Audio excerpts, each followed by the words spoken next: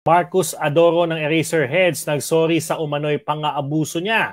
Pero mga netizen, hindi nga ba to tanggap? Alamin natin kay Athena Yap. Nagpahayag na ng public apology si Marcus Adoro na member ng Eraserhead.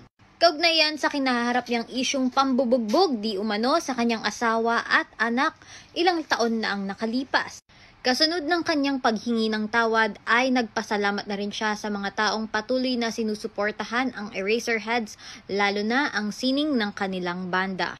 Pero kahit na humingi na siya ng sorry para sa ibang tao, parang hindi raw sincere ang kanyang paghingi ng tawad. Ayon pa sa isang netizen, kung totoong nagsasorry siya ay hindi niya na itutuloy ang pagsama sa reunion concert. Ang iba, napamura pa sa sobrang gigil na nabasa nila ang sorry ni Marcus.